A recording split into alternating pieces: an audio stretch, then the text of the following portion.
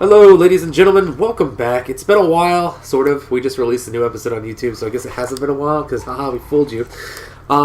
This is the first new episode of Bumpin' the Night Paranormal Radio of the new year. I am joined, as always, of course, am Matthew Ferry. I'm joined by Christian Sakara and Patrick Palella. Alright, and tonight, what's on the agenda for topics that we're going to speak about? Well, tonight on the agenda, we're going to be talking about wraiths. Right, okay. Dreamwalkers. And Patrick's love for worms. Yeah, Mongolian rumworms. Mongolian rumworms? Rum- Mongolian deathworms. I think the rumworm would be more of a fun thing at a party, though. Like, hey guys! I'm no longer affiliated with tequila. Instead of shooting acid, it shoots tequila. Yeah, that would be a better party trick. So, which one did you want to start with?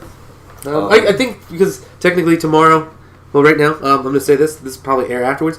Happy birthday. Thank you. Patrick. It's Happy Patrick's birthday. He's turning 40. He's the oldest among us. So don't let him BS you. Yeah, so realistically, we'll let you decide first on what you want to talk about. What do you want to talk about first, boy? Pick I it, don't know. boy. Let's talk about wraiths first. Wraiths? Okay. Yeah, let's talk Alright, so I'll let you start it off, though, because actually that was one of your ideas, I believe. I can't remember who came up with the topics. I think you actually came up with most of them this week. I did? I think so. No, it was mainly me and Patrick. Okay, good job taking credit there.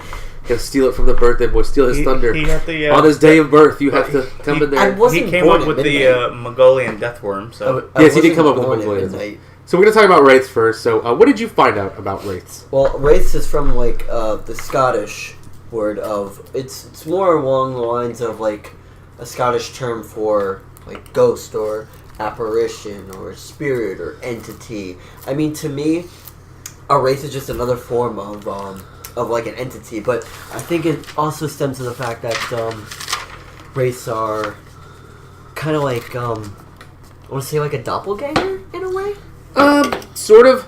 I kind of agree with you, because what I found was that when it comes down to it, the wraiths basically take a form of somebody, usually before or shortly after their demise, which is more, I don't know, I mean, a doppelganger... It'd be more of a reaper. Not really, because they're not actually doing the death dealing. They're just showing up to you. Like, say you've lost a loved one and you had, like, a weird... like a vision, not a vision, but if you maybe have seen something and you're like, that's... Some places they are referred to reapers, though. Well, yeah, because they do show up around they will show up around the time of death, and sometimes, I guess, take form of... Like a reaper with a black hood and all that good stuff. See, I didn't catch that. I know in Lord of the Rings they do that, which I was staying away from, like, Lord of the Rings research on that. I know they do show up, and I guess they can also take forms. Not like a doppelganger does, but, like, they can take a comforting form of somebody you know or love to ease your way into death. Which would probably be better than a skull and a scythe and a hood. It almost sounds like it has like demonic personality traits, kind of. Sometimes, in certain views, it seems to. Sometimes they're bad omens, sometimes they're not. It's just, Yeah, as far as like the bad omens and stuff, they mainly come to the people who are really depressed, from what I've gathered. Oh, that's lovely. So like. So that means to the point of demise, essentially. So if you're feeling down, don't necessarily depressed. trust your neighbor. Just moved in. And then we also got like witches and warlock have pretty much tried to extend their life, but according to this, since it failed, you mean they became wraiths. Oh, see, I didn't catch that one. What I had gathered was, yes, it was a Scottish word for ghost, spirit that takes form of or manifests in times of death, a ghost. Or ghost-like image of someone especially seen shortly before or after their death. The other one was a once living person, and this is the weirdest one to me because I can't figure this out. Because the wording didn't make sense when I read it. So, a once living person who is made undead without passing through death. The only form of undead not made so through animation. So I guess meaning, what I'm thinking is meaning to become undead as a vampire, you have a certain animation you have to go through. You get bitten, you have to... in most cases, you have to ingest the blood of said vampire that had bitten you. Mm-hmm. And whereas in this case, it's talking about like dying itself. No, not necessarily. I don't know how this works out because maybe Wait, read it again. Read it again, but slower. Okay. A once living person who is made undead without passing through death. Okay, hold on a second. Is there in that whole sentence, is that one paragraph, or are there periods? It's not even a paragraph. It's like two. It's just two. It's just two sentences. Yeah, it's two sentences. So read the first sentence. That's what I just did. A once living person who is made undead without passing through death. Okay. So, would see? I don't know. Then would vampires tie into that? Would zombies tie into that? Because wraiths also do. They suck ingest a fluid, souls, or in some cases ingest fluid from your skull. According to what I have here, they're like just under the Reapers. Sorry, suck souls for the Reapers. Let's see. That's another one I didn't catch. I know in Supernatural they had their own version of a wraith too. The show. Yeah, it feeds on human brain fluids and can infect them with high doses of dopamine. Yeah, and with that spike is they had. located. But that's actually because most of the Supernatural stuff is actually based on some sort of lore. Mm-hmm. So there is. This is how I found out this one was that like there's some sort of creature, but they're not technically like they just became undead. So maybe like I guess a zombie. If you don't die, once even those zombies you die, then you become a zombie. Yep. Vampire, you're brought to the brink of death, but do you die before you turn? See, it's a broad spectrum. Definitely. That was kind of the weird thing about this topic. Like nobody could really pinpoint what exactly a wraith is, other than Lord of the Rings. It's like, well, these ones they hunt down the ring. There we go. That's a wraith. It's a clouded, shrouded creature that hunts down the ring. And it's funny because each culture has their own take on what a wraith is. Yeah, it's very similar to like pixies and fairies, actually, especially in the European area. Because like some places it's good, some places it's bad. So now, if these creatures really did exist per se, and there's so many stories about them, how would you know what's what unless you actually saw it? I guess that's kind of what it is. I mean, it's like anything. It's similar to your Mongolian deathworm, which we'll get into because there's like. But that one's a little stranger because a lot of the conflict, or there's not a lot of conflict in description of it. Mm-hmm. With wraiths, though, each culture has different beliefs on it. Same thing with fairies and pixies. Like in Ireland, fairies and stuff are like evil. You don't want to be part of them. Yeah, the best thing to do is stay positive for the ones that are over here. Since we believe in the ones that like will kill you, as opposed to Scottish, which is just like. Wow, if I met a friendly leprechaun that wanted to give me his pot of gold, I think I'd be okay. And if not, according to this, some of the legends is that like once it hits 12 a.m. the next day, you're safe. There's actually 12 a.m. It's the dawning of a new day, basically. Oh. Not using the literal term of dawn, but yeah, it's like a new day's beginning. So 12:01 technically would be. There's something similar that does that though, and it's a certain type of. It is a certain type of creature that if you see, you have to like stay up. We should try to figure out what this is. Oh, I thought it was the wraith. This is kind of relevant. Today's the 25th anniversary, and my test tube was picked out. Huh? So are you on a paranormal podcast telling us you're part of a paranormal experiment? Maybe. I'm not saying it's aliens, but with aliens? It's a test tube, baby. That's why I'm missing half a digit. I don't think that's really what it is it? Maybe. I don't know, maybe. All searching for answers. But the wraith is one of the ones that you're thinking of staying. Yeah, no, but there's something else. Banshees? No, it wasn't banshees. Was it a type of oni? That you had to stay, if you saw it, you had to stay up till midnight, or if you... No, we were talking about this. It was something else. If you summon it, the name of it. It was with witchcraft or something. If you summon it, you have to stay up till a certain hour, and then you'll be fine. I can't remember the damn name of it. Yeah. I see, this is what I'm talking about. Like, but we're tying it together with wraiths. We gotta figure out what that is eventually. There wasn't, like I said, there wasn't a lot on wraiths. I mean, there wasn't a lot on dreamwalkers either, really, which I guess could be the next topic. Okay. You got anything else to say or add to wraiths here? I mean, based on the research that I've done, to me, I think a wraith is just you're seeing seeing yourself in a way, like, how do I explain it? My interpretation of a wraith is that of maybe seeing yourself before you die, of how. Well, see, that's weird because I didn't see anything about seeing yourself. What I came across was it was somebody you knew or you were close with, that were either dead or getting ready to die or have died. But the exact likeness of a living person seen usually just before death. Yeah. So maybe you can see yourself. But that kind of fits a doppelganger, because if you see your own doppelganger, that means, like... You're cursed. Imminent doom, or, yeah.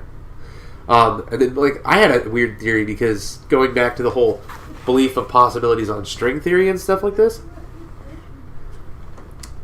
they say, like, they have that old saying, like, during times of death, like, the veil's real thin. You know, like that. Or there's certain moments where the veil's real thin. What if you're actually seeing, if you do see yourself, or you're seeing that loved one die, or that, you know, before they die, or shortly after. Or what if you're seeing into a parallel dimension? What if you're seeing into another dimension? And they're still alive there, but they're going to look kind of weird because you're seeing through, like, a tear in the universe, so you can't, our minds won't be able to comprehend something like that. And it's just like a theory based on string theory. It doesn't mean I believe it, but I mean, what do you guys think? You believe in wraiths? I mean, honestly, it's one of those things that it's kind of hard to actually say. Well, you can't really say yes or no, because if you do believe in paranormal and the ghosts, you kind of have to believe in wraiths, because Scottish term for it was basically ghosts or spirits. Yeah, so one way to get rid of the ones that are bad too, besides staying up, taking them a Taco Bell, cutting its head off with a blade. It was actually, so it takes physical form. Well, it was actually first used in English text in 1513. Ugh. Yeah, translated to Virgil's Aeneid. I can't pronounce What that. What is it? By Gavin Douglas, the Scotsman used the wraith to name apparitions of both the dead and the living. Okay. Oh, see, so they're between veils, yeah. basically. They're between death and living. So they're undead, like that. That goes with the one I found, undead but didn't pass through death. Yep.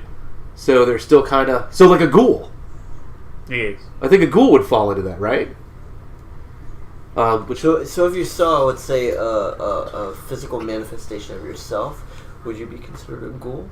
No, because if you saw your physical, you're not seeing like a physical form of that would be a doppelganger. That would be a doppelganger. Most likely, it would be a doppelganger. If you're seeing an apparition of yourself or somebody that you love, chances are, and it's pale, they're like kind of, like fading out, and it's kind of like thinner than normal, or it looks kind of sickly. That's the apparitional form of a wraith. If you're seeing a physical form, chances are it's a ghoul or possibly a zombie. I'm not sure what the technicalities are going to be there, but chances are it's going to try to want to eat your brain, so you might want to just stay away from it. Or at least the brain fluid, and the fluid in your spinal column. Sort of like with Supernatural, make sure you have a silver blade. Yeah, or it's going to stick a spike about 6-7 inches into your head, and then suck out the goodness like a Twinkie. You're like a human Twinkie at that point. But you will see some amazing things while it happens, because they feed you with dopamine if you go on the Supernatural wiki. Mm-hmm. But other than that, I think that's pretty much... We covered a topic in 13 minutes. Yep. We're getting more professional. Indeed. So anything else you want to add, Christian? No, not really. I mean, that pretty much covered a lot. I mean, obviously, let's see... Got that. Seen after death. They can also be seen after death, too. Well, yeah, that's what shortly after death you can see somebody else. Yep. Yeah. So basically, because if you die, so look, if you're a person that doesn't go towards the light, then that follows under a different belief than, like, say you go to limbo. That basically means, like, if you don't go towards that light, you will become a wraith, is what it is, because you didn't go fully through death, because you didn't go towards the light. So that means you're still. Then, if that's the case, then if you go into a place that's haunted. Would it be haunted by a wraith? Well, technically, yes, because it falls under the Scottish term. Scottish term. Yeah. So I think they got us with this one, because it's a very broad spectrum. Like, it could be physical, could be physical. You can kill it with a knife, or cut its head off, silver blade. But if it's not physical, could it still be like? Can you do it still, like, salted? Like, how's that? Like, if you shoot it with rock salt, if that's a thing, is that really gonna work? So there's a lot of information, but not a lot of information on wraiths. That's the weird thing. There's not like lots of. I mean, there's lots of stories because they're ghost stories, but there's not like definitive. This is what a wraith is.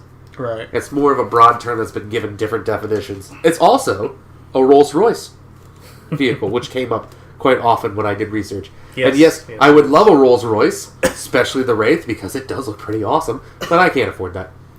You guys make that happen. Get on the financing of everything. We'll Whoever donates money for me to get a Rolls Royce Wraith, that's kind of a tongue twister. I'll take you for a ride. You can sit shotgun. Yeah. So I guess with that said, we can move on to topic number 2. We'll save the best for last because I did get some cool things on the Mongolian deathworm that could have already debunked it, but actually, as somebody that's into reptiles, I think you'll appreciate. And a worm is not a reptile. I will get to that, and you will enjoy that whole thing, I promise you. So the next topic is dreamwalkers. Okay. What did you get on dreamwalkers? I've never seen a coffee explode. That's because it has monster in it. Oh. Yeah, it's garbage. Unleash the beast. You can't say that name on. It has cookies, stuffs in it. Anyway, moving on. Dreamwalkers. Christian, what did you come up with? In shamanism, a dreamwalker is someone who works with dreams and travels to other worlds for the purpose of giving information that can help the shaman or the other person or several other people, or like I said, the entire group or tribe. This kind of goes back to something we were already talking about. It deals with basically projecting mental images into people's heads to kind of manipulate them, and remote viewing. It ties into remote viewing, sort of. Yeah. Which also, when I was reading that paragraph, because that's the only paragraph I could find that was anything remotely close to Dreamwalkers, other than a band and some people that make. Oh, there's a lot of songs named Dreamwalker. It's a weird thing. I started thinking about that movie again. How to kill goats or staring at goats or whatever. Yeah. And there was a lot of I felt like I was like, that's kind of what this is, because since it involves lucid dreaming. It does involve lucid dreaming, and if you can master that, you're a dreamwalker apparently. But in shamanism, or being a shaman that deals with it, or even mediums claim to be dreamwalkers too, you can go into somebody's dream while they're asleep. You both have to be asleep, I'm assuming. I don't know how that worked. Didn't really give me an explanation. Would you put lucid dreaming in the same category as astral projection? No, because lucid dreaming is within yourself. Astral projection means you're projecting. Mm-hmm. So, basically, if somebody woke up and saw you at the end of the bed, they're either seeing a wraith, tying it all back in. They're either seeing a wraith, or if it's like you, it looks just like you, but it's kind of see-through or transparent. Or if you're in a dream, you can astral project into other people's dreams. So, I guess, dream walking does. Yeah, because not yourself. If you're lucid dreaming for yourself, then no. You would help when you're traveling into other dreams. It's to help give advice or spiritual assistance. Because there was a really, and it's really dated and old. It had to be from the 30s or 40s. This documentary I found on YouTube, and it's just the audio, because it's so old. The audio is so bad you can barely make out what anybody's saying. But what I gathered is from what it said was pretty much everybody has their mind made up. Once it's made up, there's no changing it. You can't be oh, I'm going to change your mind. You can't. But, however, through dream walking, you can alter people's perception and basically manipulate their mind, because it's internal. So they see it as, oh, this is what it's telling me. And they say that dreamwalkers, the whole idea for them being there is to give advice for, when you have a dream of your teeth falling out? Yeah. You freak out because you're oh, my teeth are falling out. It doesn't mean your teeth are falling out. There's always a subconscious level to that dream that you have to explain. But you can't explain it because, human mind doesn't really function that way. You don't see dreams for what they are. Oh, that's if you're dreaming about something so vividly that, if you were to get injured or hurt in a way, you wake up and you actually feel it. Sometimes, yeah, because actually there was kind of something that ties in the Mongolian deathworm that deals with that too, which I thought was funny, because everything we do seems to... Yeah. Topic-wise, seems to jump back and forth between. We've been talking about that for a while too. We have. Yeah, same with dreamwalkers. They've been around for centuries. Yeah, well, Mongolian deathworm is one of the earliest. They're talking thousands of years that these nomads, but we're not on that topic. We'll get to it. Yeah, because dreamwalkers can also travel through time, essentially, and different parts of reality, dimensions, essentially. Yeah, basically. Just like in Supernatural. It's almost like so time Rick. jumping. Yes. It's Rick! That's funny. That's kind of... that's interesting. That kind of makes me wonder, because I've never dealt with it, but I have seen people in my dreams, and those people would have told me, I had a dream about you last night. It's what? Yeah, from what it says that I've gathered from most, people that claim to be dreamwalkers or are dreamwalkers tend to hide their identity, though. So By you not could like see- showing that. Well, yeah, to because you. you're gonna want to mask yourself, which means you have to actually master lucid dreaming. Because even I believe in anybody else's thing, you still have to be able to know that it's a dream. Yep. And be able to manipulate the time, like the space. Well, technically, the space and time within that realm. Indeed. Ah, his gears are moving. He's got some. He's thinking of something. He's coming towards the home stretch. Yeah, repeat what you said. Which part? What you With lucid dreaming? Yeah, like lucid dreaming. With lucid dreaming, you have to know that it's a dream. So, if you fall asleep, you have to figure out a way. Okay, you remember that movie? Looper? No, not Looper. Looper's about time Inception? travel. There we go. Inception. Inception is pretty much dreamwalkers. Yeah. You know that thing with the totem? Yeah. That's a real thing. Like, lucid dreamers have to have some sort of object that they know that when they see it in their dream, they know it's a dream. So, say you, train yourself, I'm going to fall asleep. If I see a red ball, it's a dream. That will, and over time, training yourself to enable you to basically dictate what happens in your dreams. You can do whatever you want once you become, a lucid dreamer. Like, you can alter and change anything in your dreams. And it will actually help you free and clear your mind with certain things, I guess, because you'll be able to kind of, not manipulate in your own mind, but kind of clear up what the dream means. Mm-hmm. Essentially, you can get to the root of what it is. That's like some say that when you dream, everything in your dream has a meaning. Exactly. Yes. But with lucid dreaming, you're able to control. You're able to control and then figure out what it means. Yeah. Basically, you're becoming an inner psychic. Yeah. Yep. Which, I guess, with yourself, I can kind of believe because it's yourself. But I'm not saying I believe in psychics or dreamwalkers. Yeah. And if you have what is it? A Nephilim? A Nephilim? Mm-hmm. You mean wait. Like the half angel, half human angel, creatures? Yes. You can actually, and a dreamwalker and supernatural, you can travel. You can use them to travel through different dimensions. Oh, we're not getting into super. That's not real. That's clearly a fictitious show. But we got to some try to stay people- factual. We are trying to stay factual, but some people Yeah, that's not have even what said, Nephilim are in that show. Nephilim are 12 to 14 foot beings that are love children between angels and humans, and that's why the first apocalypse supposedly happened. But I mean, that's one thing that some dreamwalkers believe and stuff like that could happen. Maybe. I don't know. Like we don't know a lot. I kind of feel like obviously. I love supernatural, but I kind of feel some people, like the younger, more not so much their audience, is like, I can do that stuff. I know it's real. I'm a psychic now. I see the same But stuff. from a little bit of research that I was doing on dreams, it's dreams themselves. I know that, I was reading about how if you have a dream where you're falling and you see the ground, and supposedly, when you're falling and you hit the ground, you supposedly gain a new emotion. Yeah, you know what that emotion is? Pretty much realizing bullshit. You're calling bullshit. It's a great emotion to have. No, I had a theory about that too. It ties into string theories. If you die in your dream, it's you dying in another universe and you're waking up in yourself. That makes sense? You know, because I don't know if you've ever had what I call a memory bleeding. It's sort of to the Mandela effect stuff, but more personal.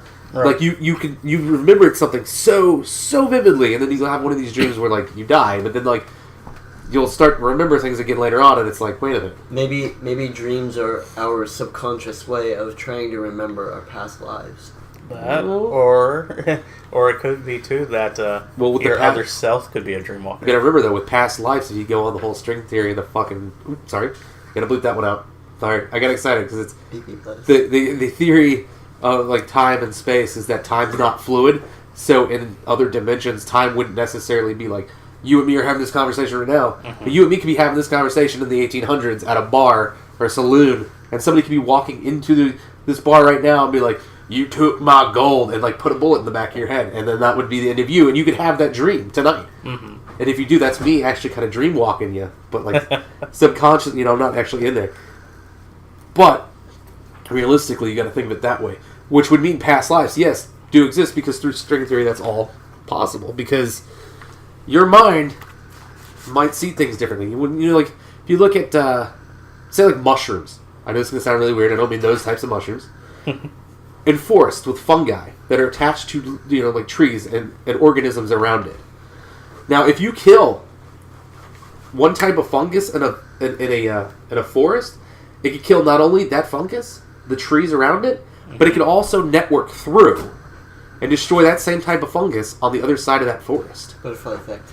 Similar, yeah, but it's not changing time at that point. That's just like, I'm just saying subconsciously in ourselves, like if string theory is possible, we all have to be connected, because the whole idea of string theory is if you make a a choice or a move or a mistake, it alters, and the only way that it works is it has to branch off and split, like a neurosystem or like a network, and it's always going to be infinite. And it's always going to keep going and branching out. So if time is not relative or fluid, you could be right now, like you and me could be having this conversation in the 1920s. I mean, hell, he could be Asian. I remember when we were talking about this, and you said you and me are having a conversation like this in a Civil War campground. Yeah, at a campfire. You and me could be sitting at during a ceasefire, sitting at a campfire, and be like, "So, what do you think of blah blah blah blah?" And we could be having the same exact conversation. Then our choices dictate what happens in that realm, and it branches off. So, like dreamwalkers, I mean, like that's the case. I can see where the time traveling thing works, because that means they can go to any of your personalities, and they can see through other dimensions. Right. If that is all what is actually happening. Now, if people can prove that, I think that'd be the most dangerous weapon ever. Like, if you could weaponize, like, dreamwalking, if it's a real thing, and you can actually go to other places in time and space. That's probably that's what they were trying to do, similar to what we were talking about in that episode, I think, too. Yeah, with remote viewing? With remote I think there was 3 or 4, but yeah. You think that's like, it's almost like going back in time and trying to change something. But if you changed something, that could also have a drastic effect on your future, per se. Like, for example, if you went back in time, like if you could go back in time to any point in your life, and if you were to change that one thing, that one little thing, it could change your whole entire future. No. With string theory, it would not. With string theory, what would happen is that if you had a way to get back to your current time, you would have changed it for another dimension. It would have caused another branch off, a separate idea or entity, or not entity, but separate idea or path. Mm-hmm. So you could change your mind, but it would change that person's future, not yours. So you'd come back, and everything would still be the same. That's what they're saying is like the most possible or plausible explanation. If it is all actually a thing, then that's what could be happening. Is like if you go back, say you go back and kill Hitler, right? So like you come back here, the Nazis thing still happened. Hitler's still a thing in history, and he's dead and gone. And for the better, he's dead and gone.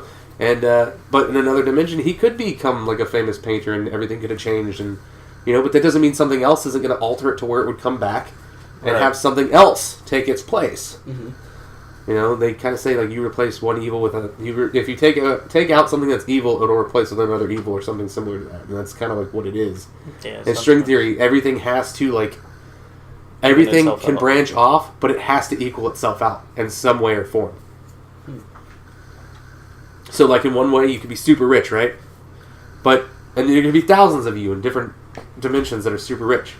But there would be different reasons for them to be super rich. Different choices they'd make. Mm-hmm. However, that means there's thousands upon thousands or, infinite parts of you that are poor and then there's that center line. There's that center line of you're just making enough money to get by. So there's different everything you do has to equal out.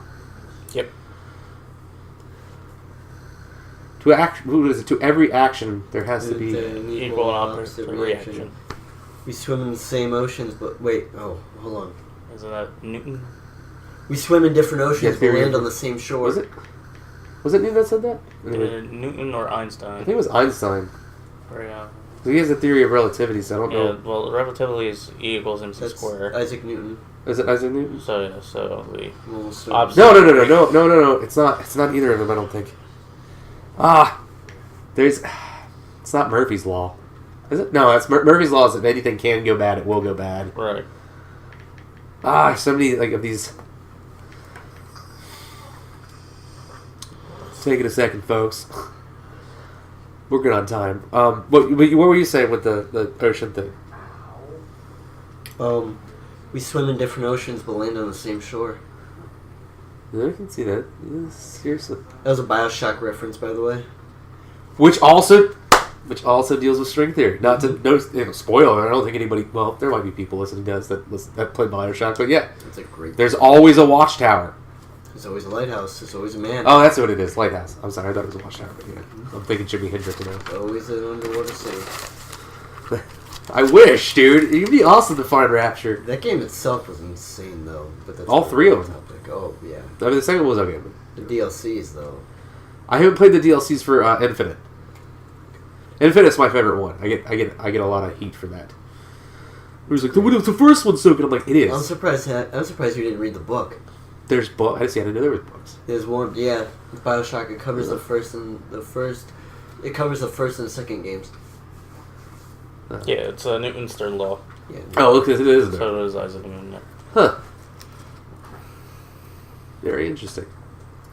So, and with that being said, I mean, like, Dreamwalkers, like I said, if able to be weaponized, whew, Well, I mean, you know how scary warfare would be at that point? Native Americans very. believed in it heavily.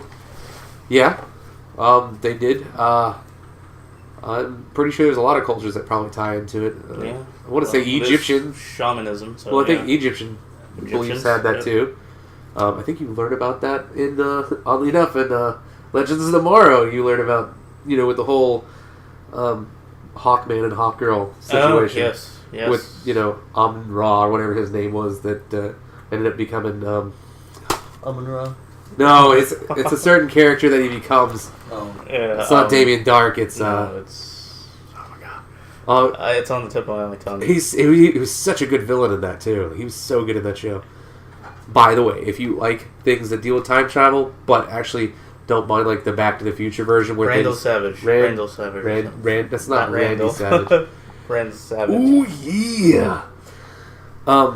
Yeah. So it's something Savage. Yeah, you're right. I'm doing a lot of ums here because you're like trying to look something up. No problem. Take your By the way, when Yeah, I say Vandal. a lot, Vandal It is Vandal Savage. What you mean? Time traveling mean Vandal Savage. So, if you like time travel stuff, and other things like that, but more into the simplistic things, such as Back to the Future, where like it'll just alter things, but can also destroy the universe if you see yourself, watch Legends of Tomorrow. It's an awesome show about time travel with superheroes. Mm-hmm. And sort of Dreamwalkers, because there's a Dreamwalker among them too. John Constantine can do it. Yes, you can. Because he had to do it for Sarah that one time, Mm-hmm. which was a great episode of Arrow. We're kind of digressing there. Sorry, lots of ums. I'm just trying to get it back on topic. We had a pretty good show so far. We're only 32 minutes in. But I think we covered everything with Dreamwalkers, unless you have something else to add to it, or any other theories or possibilities. Do you have anything to add to it, Patrick? As far as Dreamwalkers go, I mean, I like the idea that if you can somehow master your mind and actually slip into somebody else's subconscious, per se. Buddhism. I think that's another one. Like Buddhist monks can... Mm-hmm. Yeah, I think Buddhist monks can lucid dream and stuff like that. You'd have to be really, like, at one with yourself. Which would come with, with like Buddhism is the whole Yep. Yeah. becoming one with thyself and becoming whole. That's a lot of practice, too. Yeah, I can only imagine. You get those guys, they'll sit there and meditate for hours, and that's after they sit there and do crazy exercises to... They don't just, a lot of dreamwalkers, I would think, or psychics would just sit around and, like, meditate and try to figure out how to train the brain. Mm-hmm. Buddhist monks, they're physical and mental. They train in the morning from early dawn to, certain part of the day, have lunch, then go meditate, and then they'll go back to doing physical training, and they repeat. There's this one, I think he's a Buddhist monk in not Tibet, might have been China. No, that's weird because people think he's still alive. That's the crazy thing, and there's kind of like hints that he might still be alive, which is really weird because if he wakes up, he'll look ugly. I don't mean that in a bad way. He's not looking too good. I mean, he's mummified, but he's still kind of... And that dude, all he did was went into a trance. There's no physical scientific reason that he should have been mummified. Mm-hmm. That I know of. Because all he did was sat down, started meditating, And boom. And he's been pretty much well preserved forever. Well, not forever, but... And you have this one that to train physically, because he kept the same path to train himself. Mm-hmm. The wood floors, every morning from where his bed was, they started seeing... He was digging footprints just by stepping down over and over and over again every day. Same pattern over and over again for his entire life. Over and over and over again.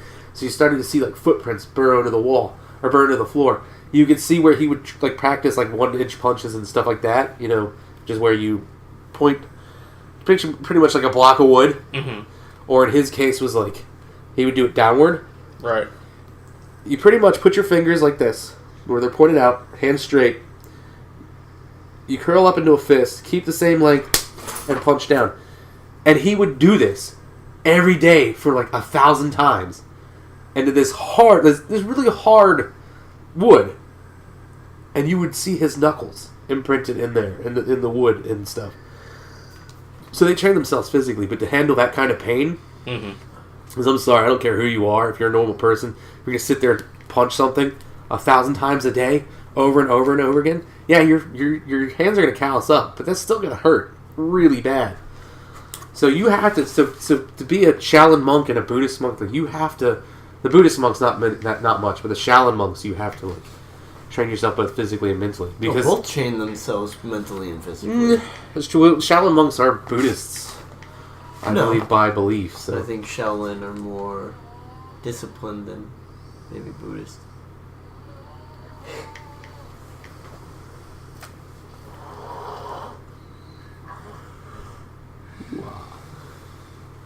Hoo-ha! Every little blind man trying to drive a Lamborghini. I guess that's all I got. I mean, somebody's dreamwalking right now, apparently. Indeed. Over here. Our special guest Tristan over here snoring over here on the couch. Sounded like a motorcycle.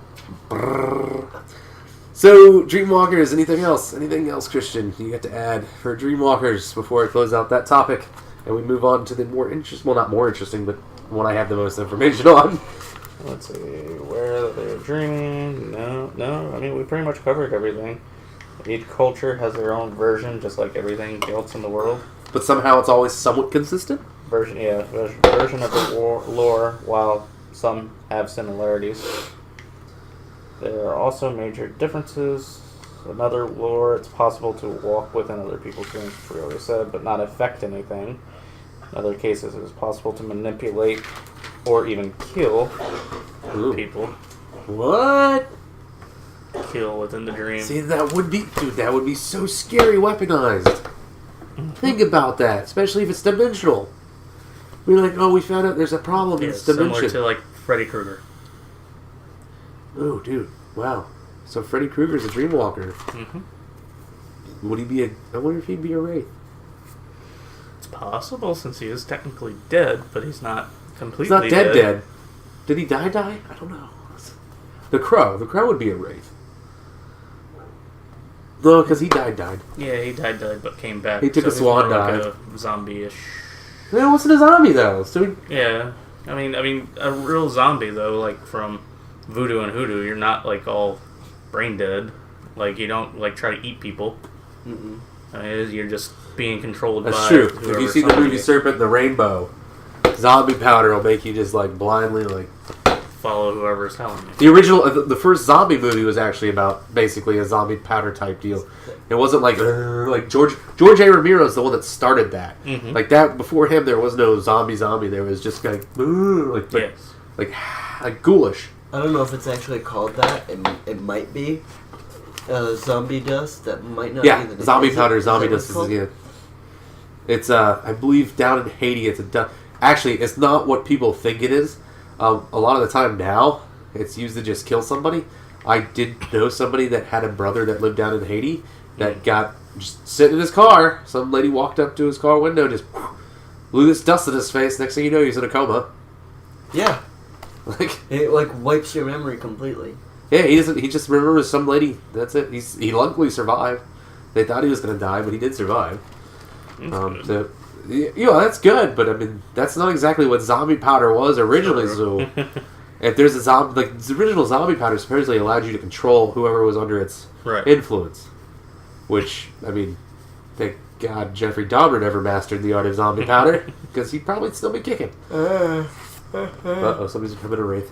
I was yawning. Alright, so I think that's all for that one. Time for the Mongolian deathworm. Now for the things that Burt Gummer has made pretty much a career out of killing for a long time now. I think over a decade. Tremors? Yeah. Oh. Tremors. It's pretty much what they are. That's what Mongolian deathworm is from the legends I saw. Pretty much Tremors. Pretty much Tremors, except until you get into the weird thing that there is a realistic description of them based on the legendary description of them, which is really strange because most things don't have both. You know, they don't have like, oh, it's really not like 8 feet wide and giant. And there's some people that believe it comes up the surface of the sand and forms this bubble and then it pretty much just like ejects this venomous acid rain of poison. Like, that's crazy. Scary enough, but that would have to be really large. What did you get on? Because this was your topic that you chose. What did you get on? Well, I know that according to legend, the Mongolian deathworm, or which people called, I'm probably going to butcher. Orgoi Korkui. Yeah, Korkui. that. It's Korkui because it's got the double on. Well, it was able to kill in like several ways, including, aside from spitting corrosive venom. Yes. As if that didn't do the trick, it had a weird ability of electrocution. Not only just electrocution, but some people believed it could spit out that too. Like it could spit out pretty much an electrical current. Yeah, like a moray eel, but in the desert. Exactly. Which kind of makes sense if nobody actually died from it, but there's supposed legend they died on it. But you gotta remember, legends get exaggerated. Yeah. It is possible for something scaly in the desert that's friction causing on sand could actually build up an electrical current, not to the extent of, but more like if I'm shuffling across the carpet, I'm just like, and I zap you, static shock. That could be a thing. But yeah, some people believe that this thing's like the real life first world Pokemon, or first Pokemon of the world, not first world Pokemon. First Pokemon of the world, basically. And can kill you in many different ways. Some of them believe that they're big enough to kill large mammals in 2 bites, even though most of the descriptions I caught were a little bit smaller than that. Right. At least 3 feet. Yeah, I got around 2 to 5 feet was the main. But some people believe that these are, giant beast creatures like Tremors, where they're 14, 15 feet long. They travel under the desert. And you can see the rip. That's pretty much what Tremors got the idea from, I think. That whole situation. Yeah, but what I don't understand... That and Dune uses the same thing. Of all the stuff that I read on about it, why Mongolia? I'll tell you why, because the Gobi Desert's there, and the Gobi Desert's so massive and so hard to explore terrain that it's almost impossible to, come across anything there. There could still be whole structures and possibly small, intact, not civilizations, but, still things there from when it was a little bit easier to live in. Because different changes in certain... that, who knows? Maybe things like those lost libraries they speak about, that supposedly burned down or doesn't exist, like the lost city of this and that, couldn't be in the Gobi Desert. Imagine how people navigated a desert as massive as the Gobi. Oh, not only that, but they navigated in the 1920s and stuff, and even before that. You have nomads that do nothing but travel the outskirts of this desert. That's insane. They live. And even in nighttime. At nighttime, I'm sure it gets... I didn't check the climate, but I'm sure, any desert, it gets freezing cold. Because it's just like if you go to Arizona... Oh, it's not Arizona. If you go to... Nevada. You're banking hot in the day, but at night... You're freezing your ass. It's almost below freezing. Yeah. Which, brought you to that point you were talking about earlier, that, with worms. Now, what were you saying about worms? Oh,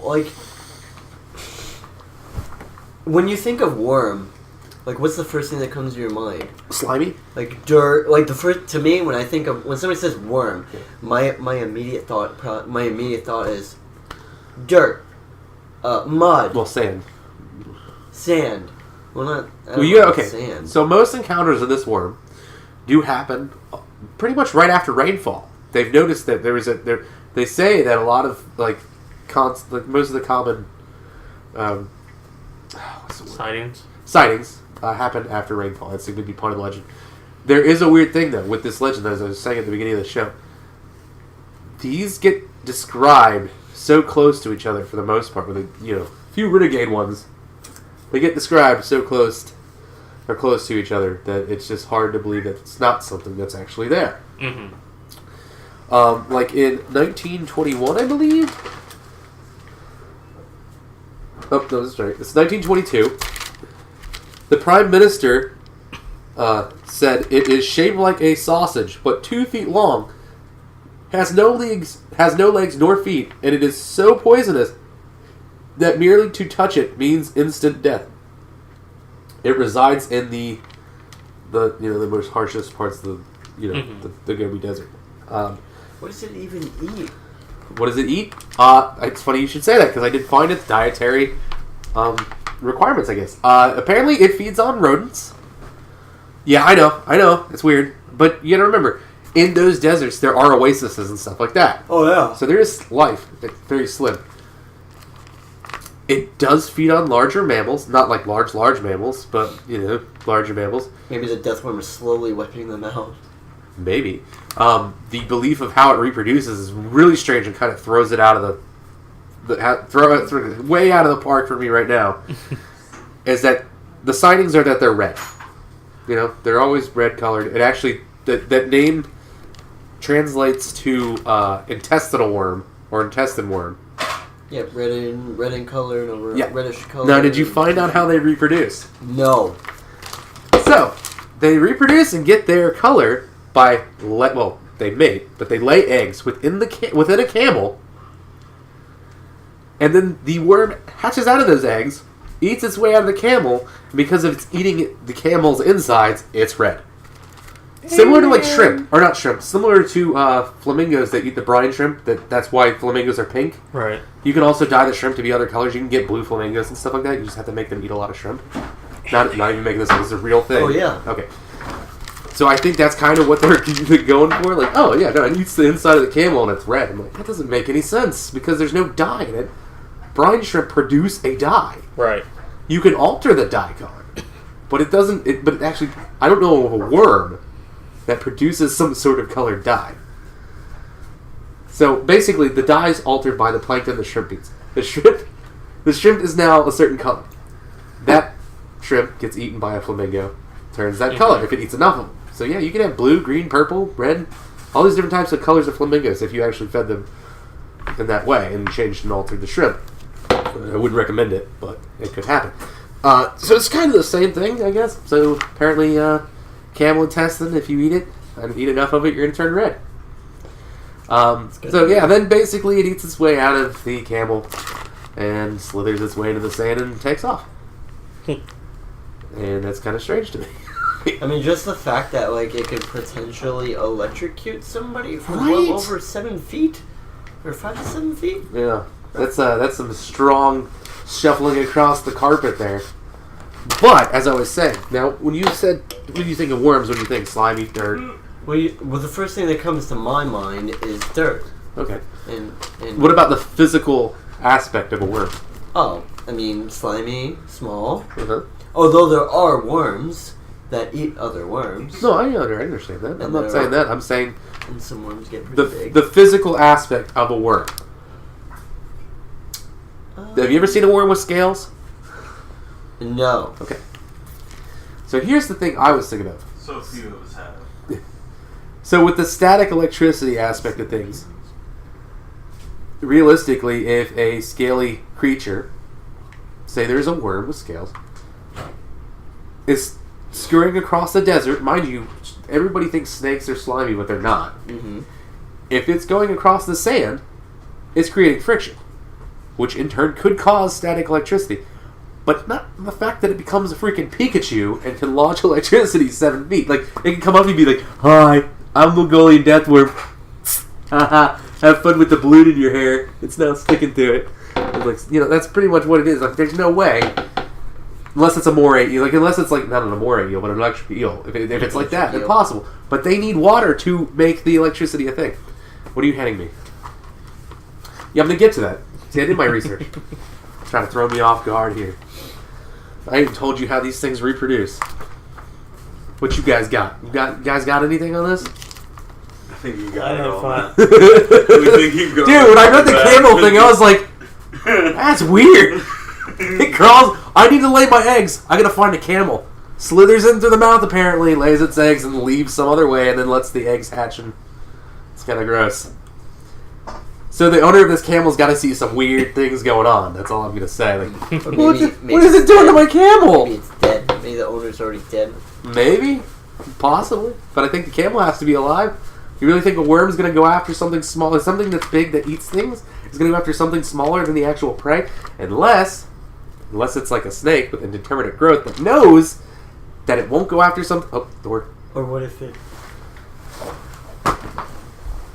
No. Oh, I saw Mary Jane going for the door. No. Or what if it acts like a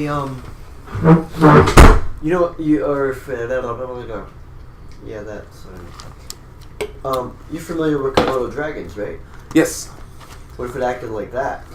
We're just eat anything it can. No, but it was a worm. Like it kind of like fed off of. Whereas, wait, let me rephrase that. When a Komodo dragon bites you, it tracks you based on your smell. It's able to smell the wound, and it has very deadly bacteria, which makes it venomous. A Komodo dragon, not poisonous. People mistake venom and poison because they're two different things. Okay. So did you guys get any, like, I kind of went out of my way to find researchers for this one because I was like, oh. I mean, other than the... Because, you know why? Because it reminded me of Tremors. I was like, I gotta find out. I'm gonna dig deep on this one. No pun intended. I mean, personally, I didn't really get much except for what you already explained and not... So I guess I'll just... Did you get anything else than what I've said so far? Thing that you're probably going to describe here in a moment. Alright, so two things. Actually, we'll start off with Crypto Ian opportunity. You know how close I am to leaving this place right now? McCurl? How close? My pen... Yeah, McCurl, I think. My pen kind of ran out. So I'm probably saying his name wrong. Can you double check that real quick? Because I, like to be accurate. So. Hey, Mindy, what's the count? 640. Just look up Deathworm Ian McCurl. There's nothing new I think it's under the McCurl. sun. It looks like an R. I don't know anybody that would be Ian McKee. Saying it's McCurl and getting right. You can change it. So apparently he was warned. Wait, here we come back to this. Is what did I mention in the Dreamwalker thing of people who are physically and mentally, prime and have become one with themselves, and the whole idea is to become one with themselves and probably could dreamwalk and and train. Buddhist monks. McCurley. McCurley. Okay, it's McCurl. Alright. So Ian McCurl, who's a cryptozoologist, right there, I have an issue with saying this is an expert. I'm just giving every angle of a story that I can find, because I don't really believe that cryptozoologists are experts. Well, he did help inspire Frank Herbert's Dune. Ian McCurl did? Mm-hmm. Oh, that's weird. I thought Ian McCurl was more recent. Anyway, so Ian McCurl was warned by Buddhist monks about the supernatural evil that dwells within the worm. Apparently, the Buddhist monks believe that this worm contains some sort of evil spirit within it. Odd. Obviously. With that night, that very same night he talked to Buddhist monks, he had a nightmare. Oh wait, no, he was inspired by Frank Herbert's Dune. Oh, of course. Okay, so yeah, cryptozoology. I mean, we take fiction and make it fact. let's be real here. Anything that shoots venom up to 7 feet and is able to electrocute while you're in the Gobi Desert, while Buddhist monks are saying it's pure evil, yeah, I would see myself having a nightmare too. It doesn't seem friendly. Well, yeah, but I mean, I could see why that would pit, not saying the Buddhist monks dreamwalked him, but they told him not to go look for the worm. They pretty much told him not to go. So Ian McCurl was warned by Buddhist monks, and pretty much that night at his camp, I believe his son was there too. I could be wrong on that. He had nightmares. He woke up screaming in pain, and people around him were like, "What happened?" Oh, look, I had a nightmare. Then when he got up, his kidney area on his backside was covered in welts and bruises.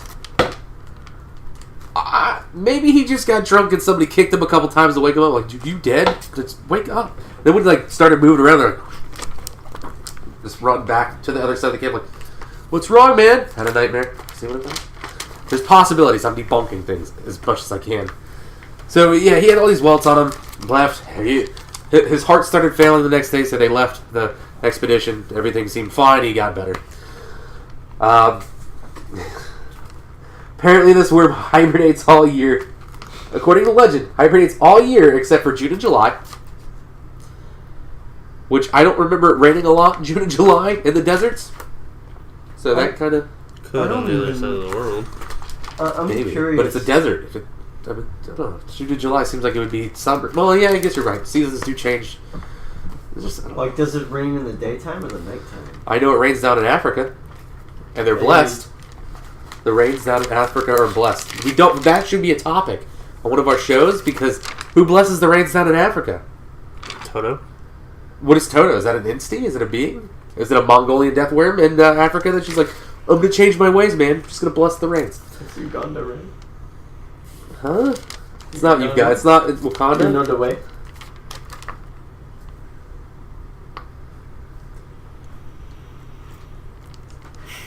You can edit that part out. No, it's fine. It'll get it because it's a character from something, so it's fine. All right. So this is where this comes down to. There was another cryptozoologist that this dude is like, he's a prime expert in Bigfoot. Yeah, I could be a... Oh, no, I'm sorry, not Bigfoot. It was... He led... Maybe this is the same guy. I don't know. He led the way... He led the... He was pretty much a master of research for Loch Ness. Or for, Nessie. Yeah, that's Ivan. Huh? Yeah, that's Ivan. Ian? It's Ivan. It's Ivan? Oh, I thought it said Ian. Alright. Oh, yeah, that's the guy. The Loch Ness guy, too. Alright, so his thing, I'm kind of like... Ugh. And then there was another one that was like... Oh, no, never mind. This guy's theory is kind of like batshit crazy, but kind of adds up. Here's another... That. Huh? Destination Truth did a thing on it. Did not know that either. We gotta see what Josh Gates says. Maybe we can write Josh Gates and be like, hey, Josh, can we use some footage from this? Maybe he'll let us. Because we're kind of like him, podcast-wise. We kind of track the same sarcastic... Anyway, back to the story. So this guy believed, and this is kind of true because, so under that area's military regime and government, which was, I think it was a dictatorship or communism at that point, pretty much was like, yeah, you can't go out into the desert and search for this worm. No, it's illegal. They actually criminalized looking for that worm. Which is kind of weird. Like, why would you do that? Like, that sounds like a cover-up type deal. Well, maybe, or they could have been trying to protect the dangerous space. They could, or the fact that, expeditions are going to cost money, so don't... Yeah, you got to come closer to the mic, man. I mean, but if that was the case, maybe there is a government conspiracy. Maybe, but, they're actual... But this guy, cryptozoologist, can't always take them... It's a grain of salt. Even though that's kind of a paranormal thing to say, too. Grain of salt, cryptozoologist, paranormal. Anyway. So, to follow in his footsteps... I'm just kidding. We're just joking about the footsteps thing. Goes... So I see what you did there. They're big. They're pretty big footsteps. This guy thinks this government has this conspiracy to keep this worm, and he thinks that they're secretly weaponizing them. Yeah, I'm not making this up, man. This guy thinks that they're secretly weaponizing these Mongolian death worms. And his proof is, well, they wouldn't let people search for the worm in the desert. Did you get freaking Mongolian death worms with freaking laser beams on their foreheads? All I asked for was laser beams. You couldn't even give me that. You failed me. So, this guy, like, this is the most nutso thing I saw in the Mongolian death worm. It's like, jeez, this guy actually believes the government covered this up so he could, pretty much, so they could weaponize them. Like, what are they going to do? Just airdrop them with their... Like, they're going to airdrop them on colonies and stuff? I say this and watch it happen tomorrow. We're going to wake up like, Mongolian death worms are running rampant through New York City. Yeah, you're going to airdrop a huge 3-foot worm. 2 to 5 foot worm. Yeah, that makes sense. I narrows it down. I mean, if it shoots lightning. Right? You just get that riled up and shake it around and just throw it at somebody. You've got it's like a grenade of snake or a grenade of worm. It's a worm grenade. That you can reuse over and over. Careful what we're gonna say, because Fortnite could watch. Now Fortnite's gonna have a worm grenade. They probably already do. No, they don't. That's what we're copywriting it. It's poor man's copyright. This is coming out before Fortnite releases it, so if they do, we'd be like, hey, we got proof. Matt mentioned worm grenade, Mongolian worm grenade. Like, why are you attacking us? We've been pretty peaceful with you, Mongolia. What? How'd it go? All right, so so what I came up with. Let me go ahead and. Oh yeah, so okay. There was one other thing. The Center for Fortean Zoology, which is an actual legit zoology organization, not crypto, actually put money into this, I guess. They covered 1,000 miles of the Gobi Desert to see if this word was in fact or fiction. They believe it was mainly local lore passed down by Mongolian nomads. Pretty much to scare children, to keep them in line, keep them with the groups. Yeah, so they don't run off. Exactly. Because one of the actual legends is these nomads, there was a kid playing with a yellow ball, and he kicked the ball at the worm. The worm got agitated and killed it. Then the parents found out what the symptoms were because they saw the body of the kid, and they rode off to hunt the worm, and they got killed too. Which makes me question who came back and told the tale of this. Yeah, really. So, it's been around for a while. What is your theory on what the Mongolian deathworm is? I'll start with you first, because I think hopefully you're getting some ideas and maybe hints that I've been dropping about what I believe it is. Well, as far as what I believe it is, I believe it's... I don't... wait, no, you already looked that up. That's not fair. That's not fair. We're skipping you. We're skipping you because you just showed it to me on your phone, so I know you know what I'm thinking. Because I have it, and I do. To prove that I'm not just saying it, I can show you. I have it written down here. Okay. That's what you think it is? What I think it is, and what it's actually been somewhat proven what it is. Oh, like a some kind of scaleless lizard? No. Ooh. No. Because here's the thing. Any other ideas, real quick? No. What were you saying? Okay, so first of all, it's been proven that the heat in the Gobi Desert is too hot for a invalid. I think that's what they're called. Mm-hmm. No, is it? I feel like worms need moisture. Or something. So worms cannot survive in a desert like that. However, a scaly creature can. Mm-hmm. However, not all snakes have profound scales. Mm-hmm. So in comes Eryx. I don't know how to pronounce it. It's Latin, of course. Eryx. I'm going to say Eryx. That sounds more right. Eryx tartaricus, or Tartar sand boa. Now, you've seen sand boas before. Yes. Do they not fit the description somewhat of has no head, has no legs, has no... you can see it has a head, but it doesn't look like it. You have to, really look. There's certain types of those snakes that you can't see their eyes because they burrow underground, so it protects it. Yeah. It's covered with scales, basically. Mm-hmm. We actually have one in Florida now, which I actually killed one. I felt really bad. It's... Because I thought it was a worm, man. It was crying out of the litter box. I'm like, no, my cat, it's worms! And then, I try to smash it, so I could, pick it up and smash it, so, it would die. And it was, making this crunchy sound. I'm like, what worm crunches? And then I kind of looked it up. I'm like, long black worms, blah, blah, blah, Florida bathroom, stuff like that. It was a type of snake. It's considered an eyeless snake. I felt really bad when I found this out. I think you shared a picture on Facebook, didn't you? Probably. Not of the actual one I killed, but of the, So there are types of snakes that resemble worms. Now, this is where it gets interesting, because this sand boa, guess what its length is? Oh, 3 feet? 2 to 5 feet. 2 to 3, but sometimes they've been seen as 5. Guess where they reside in? Gobi Desert. Not exactly the Gobi Desert. Yes, they do exist Mongolia. there. But yeah, in the general eastern area. Middle Eastern to Eastern areas. Yeah, so Asia, India, and all this. Do you look at it and if I had seen it, I would think it was a worm. But the problem is the color doesn't match. Mm-hmm. However, in comes the next species of the same type of sand boa. It is the Eryx joni, or Johnny. It's 2 eyes at the end of so Eryx John and then 2 eyes. Not like John 2, but Mm-hmm. And guess what color it is? Red. darkish reddish brown. And guess what? It looks like a worm. No head, no eyes.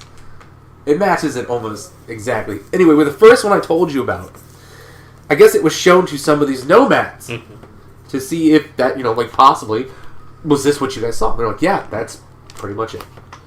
So, it's already been kind of proven that this doesn't exist. But it was kind of cool that this has inspired so many things. It inspired a creature in Star Wars, which we saw in the Lego Star Wars thing, or the Lego movie, with the whole, that worm coming out of that hole with the Millennium Falcon. That was an Empire Strikes Back, I believe. Yes, it was.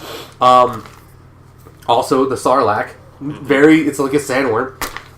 It resembles the worm from Dune, the Beetlejuice worm, which is also a sandworm, and more importantly, back to it, Tremor seems to be reddish brown, huge mouth. If you look at the old drawings from the Nomads, that's what a Tremor looks like. You have something to say? Yep. Which one is that though? It's the reddish one that you were talking about. Oh, so the Johnny? Name. Or Joni or whatever? Yeah, that one. There's but there's ones that don't have the markings like that are just plain solid color. Oh, yeah, that one too. Well, that's the first one I think. Yeah, there's several species of them, but there's one that looks like it's just dark brown red. It looks like a worm. It does. So to me, I think that's what it is because that is where they would reside, and you do see them in the sand. There's videos of them burrowing under sand. It does a ripple effect, just like the worms supposedly do when they come at you. That's how you know to get all away from the sand. Yeah, and snakes like rodents.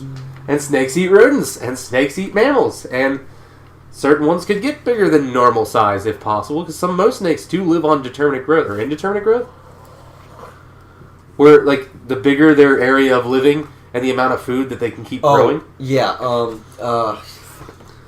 what two words did you say? Determinate growth or indeterminate growth? I want to say determinate growth. Yeah, because it determines, I think. Yeah. So it's determined about, So if, say, one of these things is living near an oasis where there's water, which, once again, they've supposedly seen, and snakes do drink water, and do bathe in water, and I could see why they would come out in a desert to bathe, to moisten up their scales, because they get dry and they crack, and it causes problems. So yeah, after huge heavy rainfall, I could see why they would come out and be noticeable. You would see them more often because there'd be more of them because they sit near the surface of the sand instead of burrowing deep into the ground. Right. If there's an oasis in the area, and it's filled with plentiful life and it's its own little ecosystem, which some oases are. Some oases even have monkeys and different types of different things. I could see where one could grow to be pretty big. I could see where one could strike a camel if it got too close and take it down. I could see where they could think of venomous because they're boas, and boas are lethal. It might not actually be venom. You're not touching it and dying, but in a quick instant, if a boa strikes and it wraps, I mean, I'm not going to sit around to see if it depends. My camel's living. It also depends on the species of boa too. I thought but these coil? They do. Okay. They're venomous. You're telling me there's venomous boas? No. Oh, okay. No. Well, that's what I'm saying. No, boas, pythons, they're like constrictors. They don't. Yeah. They constrict their prey to suffocation. Yeah, well, that's what I'm saying. In coil. What I mean by coil is wrap around. I don't mean coil No, I know. So I can see where you'd be like, ew, you just killed my camel. It's venomous. Because I wouldn't sit around to find out if my camel was okay. I'd be booking it out of there if a 7-foot snake came out and striked its face. Oh, imagine living way back in the day, some 6.3 million years ago, when. Not even to mention that reptiles have evolved to the point where they become smaller over time. The titanoboa. Yeah, but is that a desert boa? No. But that means there could be the equivalent of one. They mostly resided in tropical. Not tropical, but swampy areas. Okay. But we didn't know sand boas were a thing either for a long time. So now, it does make you wonder. Is it possible that there's an equivalent out in the Gobi Desert that we haven't found the fossils of? And this comes to the next thing real quick. So Ray Chapman Andrews, from his book in 1926 called On the Trail of Ancient Man, put none of those, and this is about the people he asked, on an expedition. He was a paleontologist. He found lots of bones and stuff in that area that we never knew of dinosaurs that existed. And mind you, massive desert. still be stuff out there that we haven't found. Mm-hmm. So there could be, if this is what he says, could be a lead to believe that these things were much massive at one point than they are. He said none of those present ever had seen the creature, but they all firmly believed in its existence and described it minutely to like the smallest detail. Like it's the same. He does believe that it was basically people passing down, because the only accounts of these, other than like drawings and stuff from nomads, is word of mouth, which is kind of shocking because word of mouth usually gets switched and changed a lot. This has kind of kept its form perfectly, so it shows how good of the storytellers those people are, apparently. And so that's kind of amazing. He doesn't believe in the existence of this worm, but like I said, there are people that have taken the snake, that certain type of snake, something similar to them, like, oh, does this look familiar? And they're like, that's very similar to what we've seen. So I kind of just think it's a type of sand boa being misinterpreted. Yeah. So, I mean, not diagnosed, misinterpreted. Yeah, that works. Yeah, we'll just go with that. That works. Misinterpreted. Yeah, I kind of feel the same way. I mean, any. Well, I thought you'd get a kick at that because you're like into was it entomology and stuff like that with reptiles? Is that what it is? Oh, herpetology. It's herpetology? Yep, study of reptiles and amphibians. Oh, entomology is it's bugs. Entomology is the study of It's either bugs or plants. It's plants. Is it, maybe that's where I get mixed. Herbology is like, or herpetology is like like herbs. Yeah, that's what everybody thinks it is. Like the moment when you hear somebody say herpetology, oh, study of plants. No. So you're thinking of you're thinking of herbology. Yeah. Okay. Yeah, that makes sense. But Christian, what do you believe when it comes to the Mongolian deathworm? No, I believe it's the snake. You believe this is the snake? Yeah, because I mean that makes sense. I think we're getting way better at our research and debunking things, which I don't know. Is that a good thing or a bad thing that people that listen to our show are hoping to hear actual tales of ghosts? I'm sorry, it's botany. Botany, that's plants. Yes. Yeah, botany. Yeah. See, when you said it, I was like, that's plants. So, yeah, we try to research as much as possible, I guess. That's pretty much what we do. And we apologize for debunking things if you're excited to hear, we have proof of a Mongolian deathworm, but to get proof, you have to research. You're right. Entomology is the study of insects. Huh. All right. So, I don't know. Did anybody find any interesting paranormal stories or just the usual legends surrounding the Mongolian deathworm about it? Well, other than the Buddhist monk one, that's the only ghost story about worms I got. It's got an evil spirit dwelling within it. Of course, my mind's this I'm thinking of possible kung fu type movie where this thing's they trap this evil monk that's trying to take over the world inside this worm, and he's like, I will get you, and he's just I mean, but to shoot electricity 7 feet or more. But once again, you gotta go into. I mean, I don't know where that one. Maybe because here's the thing: heavy rainfall. What's still around with heavy rainfall? Lightning. What if somebody's out in the desert near these oases, right, where lightning is very prevalent and does actually do things? Because it strikes the water and stuff like that. What if somebody's out there, their camel gets struck in the face by this snake from the sand, and then all of a sudden they get struck by lightning? Whoa! I'd flip out, dude. I would flip out. I would really flip out. Or maybe you got struck by lightning, and the pretty much the earth, not the earthquake, but the vibration it causes, because it does cause a vibration, is what makes the word right at the camel's face. Let's go. Yes, I try to make really bad sound effects so you can.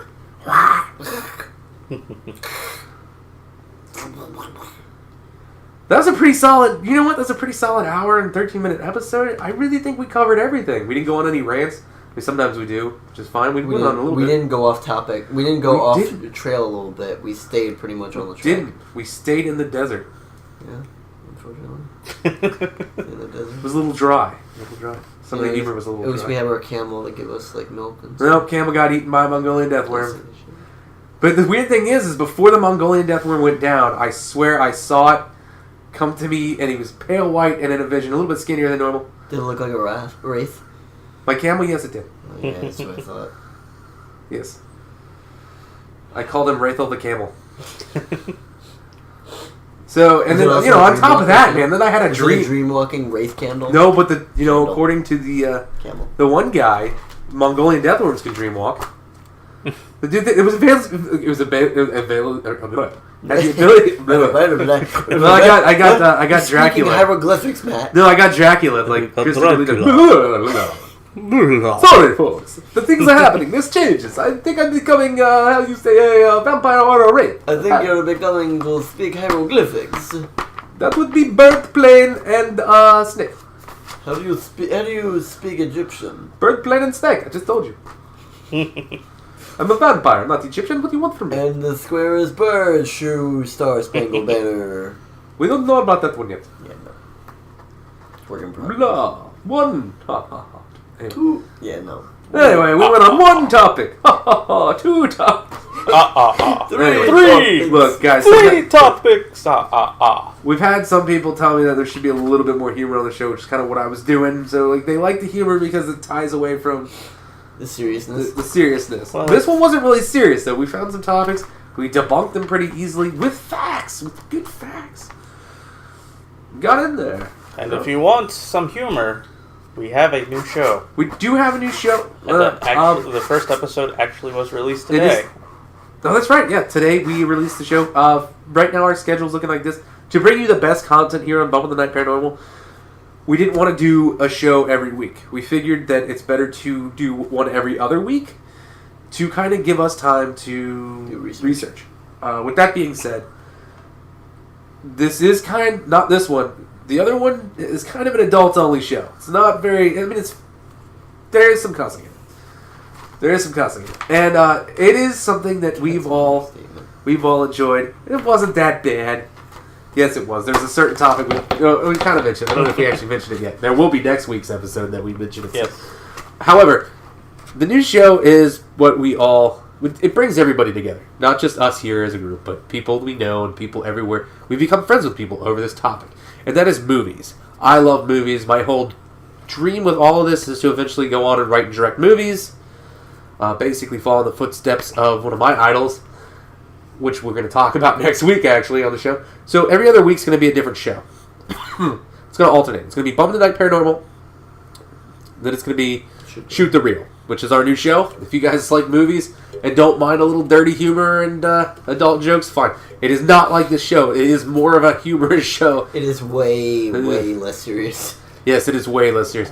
We'll have it up on YouTube, but right now the audio version is out on anchor.fm/shootthereal. All right, and then we also released episode 7 up on the YouTube version. Page for Bump of the Night. Yes. Sweet. So yeah, you got if you haven't listened to 7, go listen to 7 if you want to see it with some nice visual representation, edited and put together by Christian here. Please go take a look, go watch, like, subscribe, share.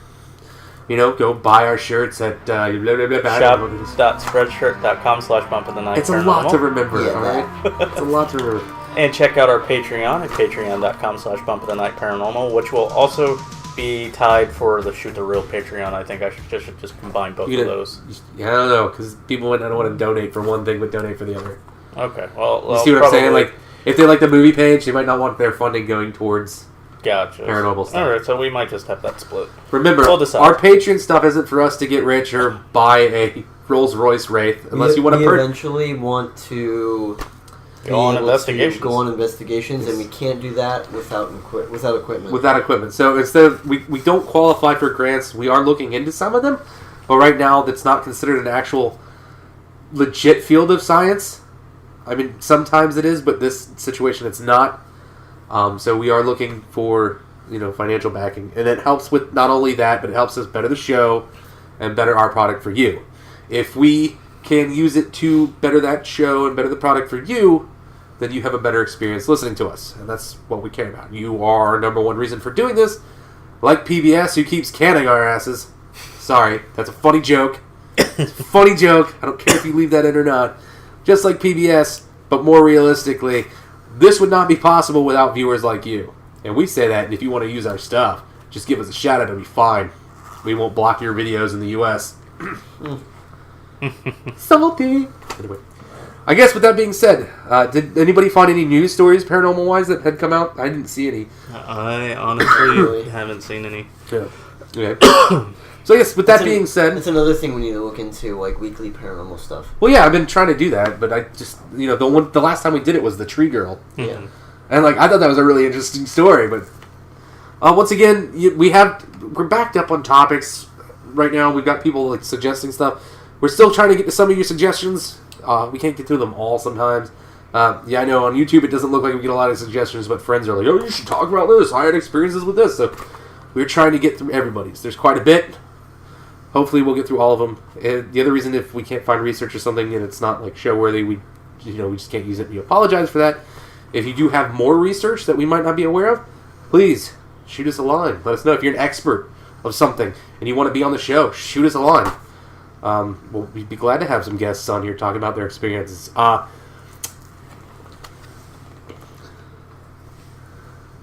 So, with that being said, I guess it's time to say goodnight and bid you adieu and a fond farewell. With that being said, I am Matthew Ferry. Yeah, I was about to say my shoot the real name there. I apologize, folks.